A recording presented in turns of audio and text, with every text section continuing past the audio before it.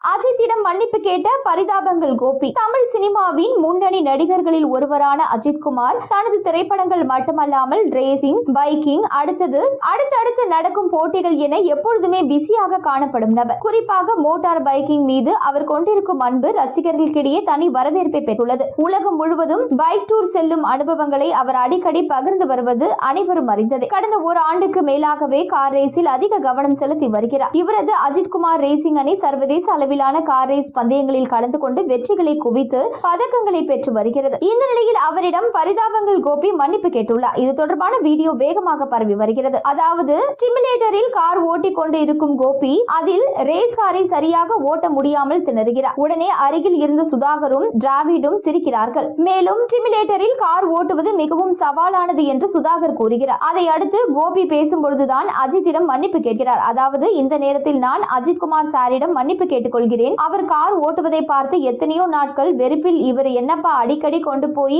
வண்டி எங்கேயாவது இடித்து விடுகிறார் என்று நினைத்திருக்கேன். எங்களால சிமுலேட்டரிலேயே எதுவும் செய்ய முடியவில்லையே. நீங்கள் உண்மையான காரில் என்னென்னமோ செய்கிறீர்கள். உண்மையிலேயே மிகவும் சிரமமான சவாலான விஷயம் என்று தெரிவித்துள்ளார். பரிதாபங்கள் கோபி இவ்வாறு கூறியதை இணையவாசிகள் பலரும் பகிர்ந்து வருகிறார்கள். அஜித்குமார் தனது அணியினருடன் துபாயில் கார் ரேஸ் பயிற்சியில் ஈடுபட்ட பொழுது அவர் கார் விபத்துக்குள்ளானது. அஜித் ரசிகர்கள் எல்லாம் பதறி போனார்கள். அஜித்குமார் எடுத்து வரும் ஒவ்வொரு முயற்சியும் ரசிகர்களிடம் பெரும் வைரல் ஆகி வருகிறது. அதே போல பைக் ட்ரிப்பும் அடிக்கடி செல்வார். இந்த முறை கிழக்கு ஐரோப்பிய ரைடு என்றதும் சமூக வலைதளங்களில் புகைப்படங்கள், வீடியோக்கள் வேகமாக பரவ தொடங்கியுள்ளன. அவர் சினிமா உலகிற்கு அப்பால் மற்றொரு துறையில் தன்னுடைய ஆர்வத்தை இவ்வாறு வெளிப்படுத்துவது அனைவருக்கும் ஒரு பாசிட்டிவ் இன்ஸ்பிரேஷன் ஆகி வருவதாக கூறப்படுகிறது.